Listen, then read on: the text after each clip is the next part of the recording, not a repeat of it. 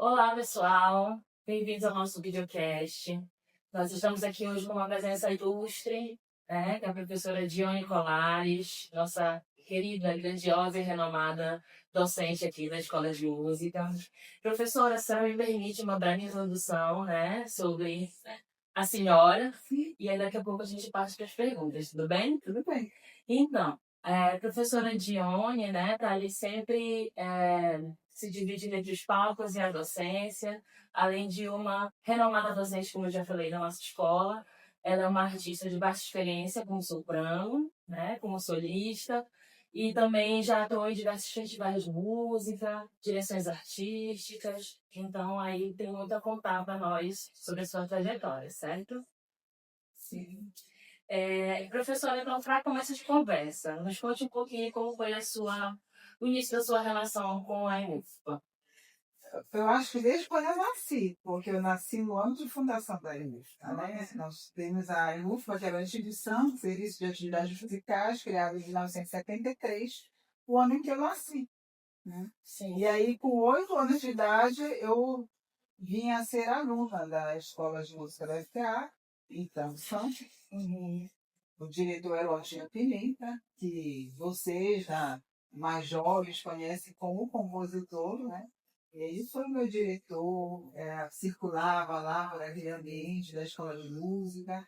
E depois eu tive o prazer de interpretar as canções ao lado dele, as canções dele, né, as composições dele, com ele tocando ao piano. Então, a minha trajetória e a minha relação com a música começou daí, na formação, aos 8 anos de idade. E aos 10 anos iniciei a minha formação em piano, me formei em piano e já comecei a flertar com o canto lírico aos 18 anos, mais ou menos, quando eu fui acompanhar alunos de canto na classe da professora Marina Monarca, que é uma das personalidades que eu pesquiso hoje no meu projeto de pesquisa, Mulheres na Música da Amazônia, institucionalizada, influência. Então, naquela altura, ele era professor e eu fui acompanhar os alunos de canto. E eu já gostava de cantar, eu cantava em corais pela cidade.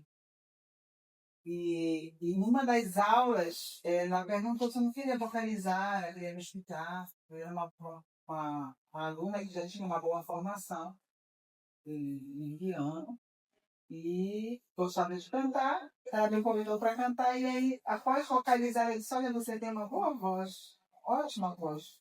Não quer ser aluna de canto? Eu falei, eu quero. E aí a minha trajetória de formação como cantora iniciou com 18 anos. E a minha primeira professora foi a Marina Mamar.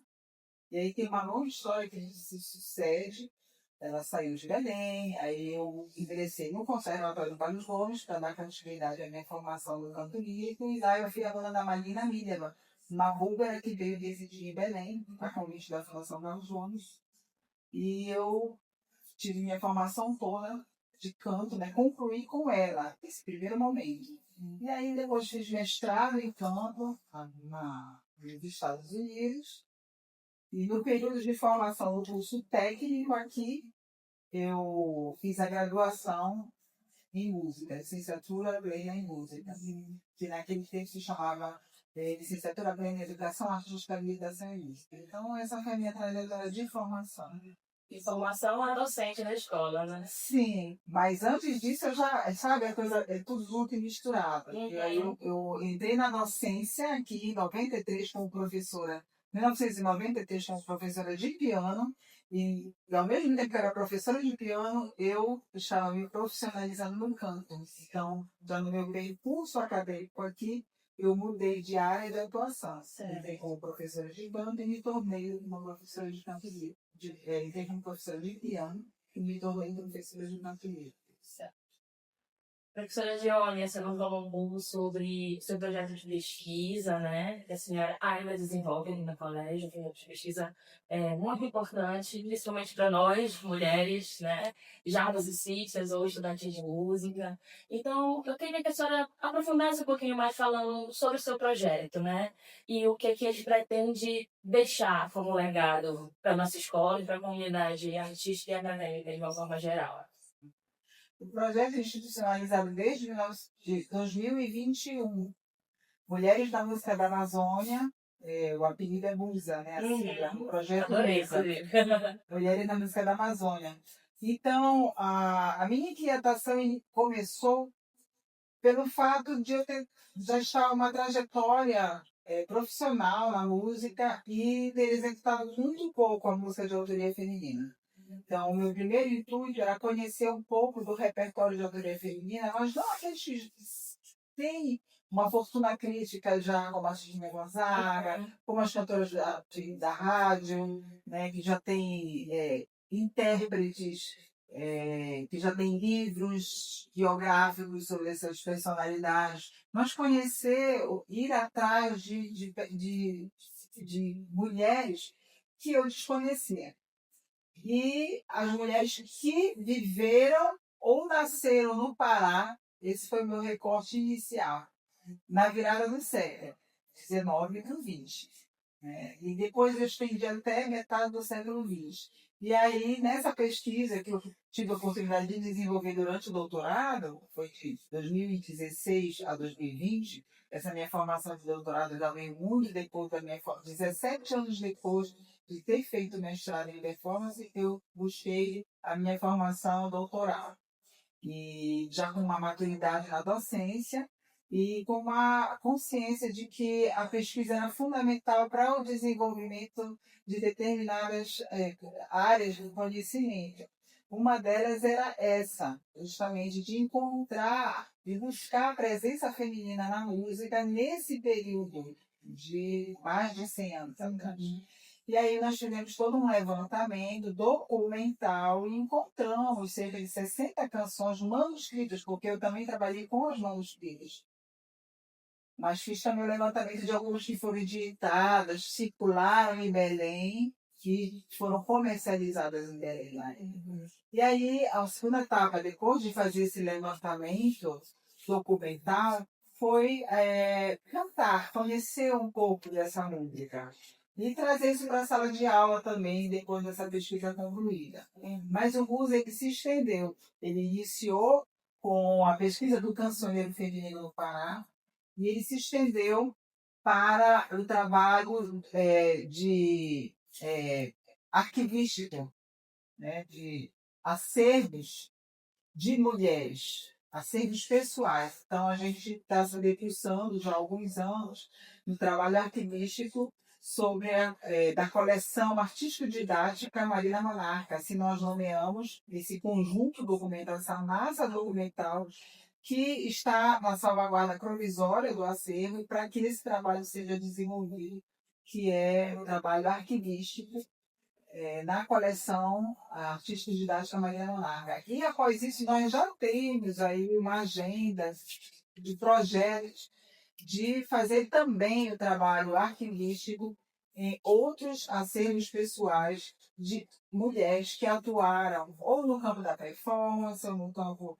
da composição, ou no campo da educação musical, aqui na nossa região da Amazônia Paraense. Professora, eu estou encantada. Encantada porque é algo que nos toca, né, profundamente quando artistas mulheres. E a gente precisa conhecer também bastante da nossa história, né? Sim, exatamente. Uma história que eu mesma não conhecia. Exatamente. Mesmo atuando por tantos anos como intérprete da canção, como intérprete lírica. Então, eu não conhecia esse material. É enriquecedor para mim também.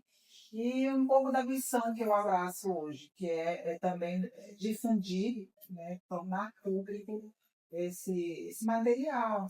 Então, professora, agora eu gostaria de saber, assim, que conselho a senhora pode dar, né, para a comunidade como um todo, mas especificamente para mulheres, meninas também, né, que estão começando a se musicalizar, a estudar música e se inspiram no seu trabalho como artista e como docente. Eu acho que perseverar. E ter certeza do que você quer da vida, pelo menos a área. Não, eu quero ser exercício, então eu vou investir nisso. Eu sempre investi nisso desde muito cedo. Né?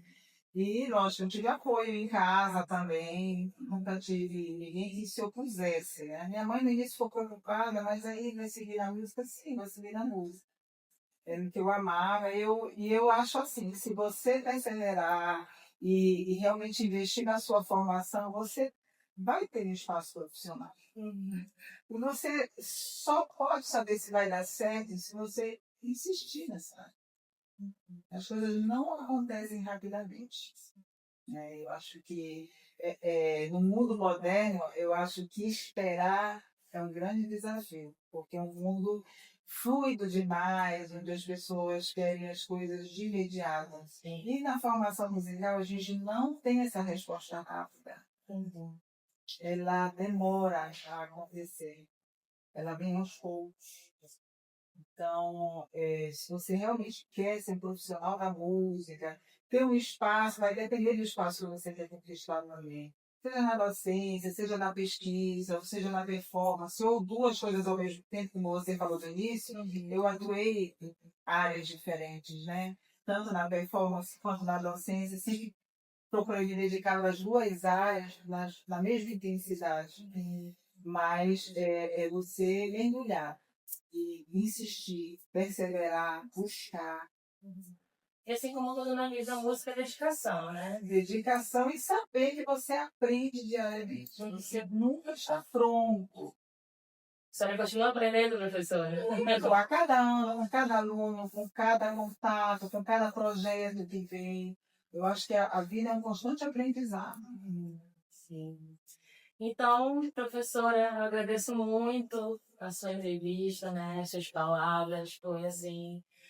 Além de respostas, a senhora tem um discurso muito inspirador, além da sua própria história, né? Eu mesma acompanhei muitas das coisas que a senhora falou, apesar de estar aqui na escola por um tempo, e a gente percebe o carinho que muitos alunos têm pela senhora, né? Não só pelas suas aulas, mas também construindo uma relação de amizade, de respeito. Então, me agradeço. Muito obrigada. E é recíproco, viu?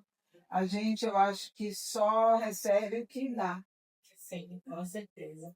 Muito Então, obrigada. a gente finaliza, né, esse episódio do nosso videocast e vamos mostrar uma pequeno trecho de uma performance da professora Dione.